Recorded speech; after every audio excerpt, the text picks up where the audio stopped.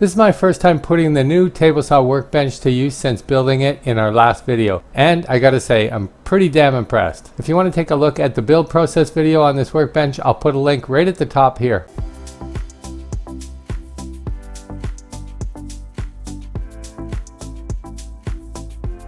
She finally settled on a 30-inch freestanding cabinet that would accommodate all her long hanging items. From there, all she wanted was some double hanging shelving to finish off this wall while continuing the same through to the other wall, making up a complete L shape. Off to the lumber store to pick up 5 sheets of 5/8 MDF, and then back to my small shop to do the cut up and assembly.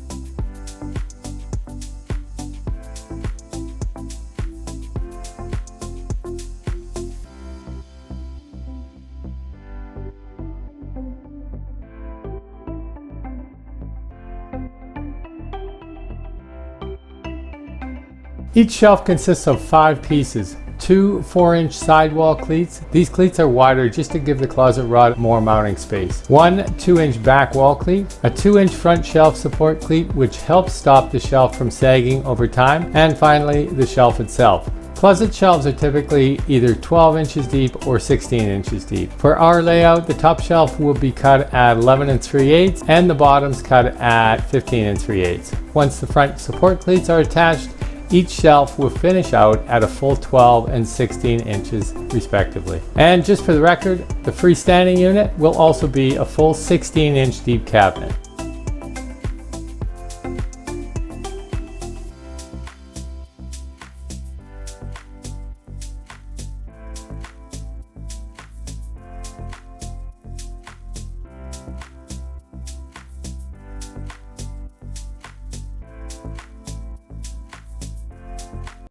Okay, so this is what we've ended up with. We've got 14 of the cleats, the 2-inch cleats.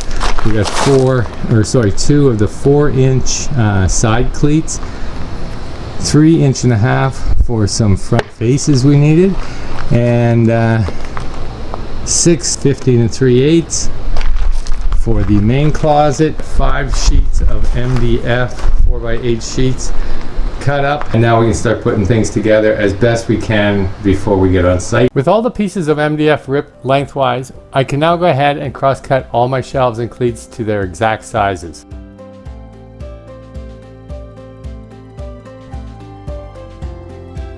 I put together a mock-up of what my shelves look like when they're completely together. Just keep in mind, you never want to fully assemble your shelving like this until you're on site. It's easier to make slight adjustments to each piece as needed to accommodate for unsquare walls and things like that when the pieces are separate. The only parts I do put together prior is the front shelf support on each shelf.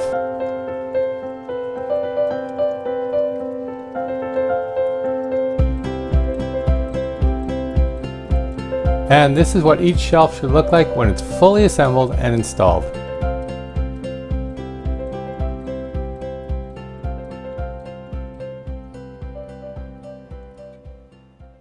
On the upper and lower shelves that wrap around to make up the corner, I'm going to be adding biscuits to connect the two together. This will give the miter joint some strength. I'm not gluing these joints together until I'm on site, just in case I need to make any micro adjustments. And here I'm dry fitting each piece together with the biscuits to ensure everything goes together as planned. Once I'm on site, I can then glue up the 2 shelves together.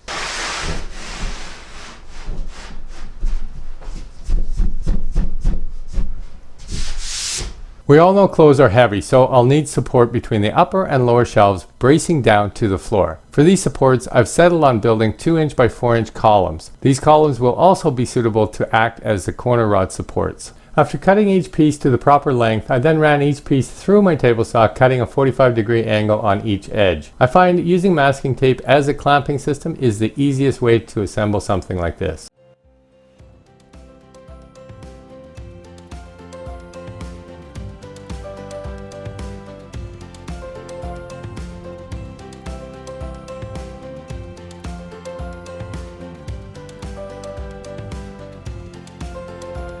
And here's a cool little trick to finish up the edges. If you take a screwdriver, run it up and down the mitered corners, then with a piece of 120 grit sandpaper, smooth it out, you'll end up with the perfect edge for painting. Just look at the difference from this to this.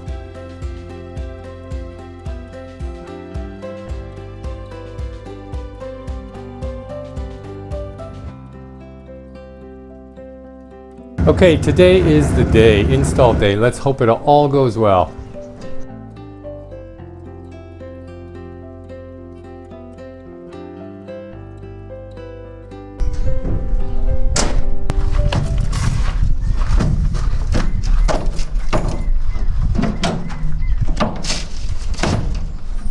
I'm going to start with a long hanging cabinet in the corner, placing it but not anchoring it to the wall. From there I can set my 4-inch side cleats and my back wall cleats. I'm using glue and 2-inch brad nails to fasten the cleats to the wall, hitting the pre-marked studs in the wall. With one side set, I then use a level on top of the cleat to level off the entire cleat, continuing this process until all the sides and back cleats are attached. With the upper shelf cleats anchored, I'll double check the mitered corner on the shelf pieces and adjust as needed to close up the joint. This is why I left the first hanging cabinet loose, to allow for any adjustments that may be needed. Now I'll just repeat the same process for the lower shelving.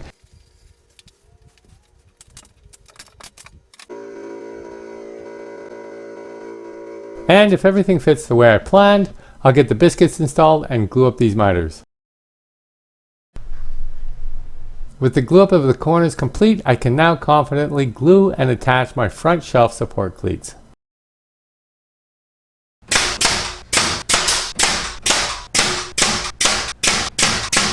I'm using temporary supports in the corners just until I can get the long hanging cabinet mounted, and I'll be using 3-inch wood screws to secure this cabinet to the wall, making sure to hit the studs in the wall. So far so good. I think it's looking great, and I think it'll even look better once it's all painted. Next step is to permanently support these shelves. I know my client has a lot of clothes, so I'm glad we decided to make these bulky support pillars, but I'd rather the customer not call me back with a shelving collapse. By cutting the vinyl floor out at the base of the post, this will allow the post to drop into the floor so it can't move from its final position.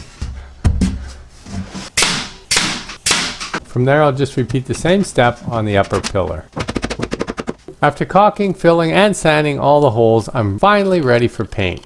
I originally planned on spraying this woodwork, but unfortunately the humidity in this unit is way too high and spraying is just not an option. As much as I despise rolling out closets in general, I started with 2 coats of primer sealer and finished with 3 coats of a white pearl finish by Benjamin Moore, sanding between every coat. And yes, if you're wondering, it did suck, but the end result is amazing. Okay, so I think it looks really good so far. We've got 3 coats of the finish paint over the primer. Now we're going to do the rods. I went out and just grabbed some regular white steel rods. I went and grabbed 4 of these plastic elbows along with a pipe to go between them, and then I'll just epoxy them together. So yeah, we'll epoxy these 2 together, put it in, epoxy this one on. So we got 90 seconds. Stir it up.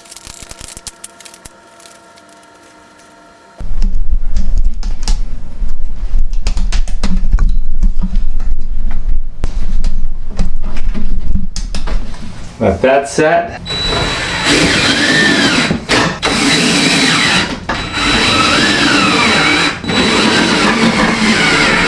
We were able to give her 4 sections of hanging lowers and uppers and 1 long wardrobe style box. All in all, I think it turned out great. Thanks for watching, guys. I hope you enjoyed it. If you like DIY builds and home improvement stuff, consider subscribing, and hopefully we'll see you on the next one. Peace.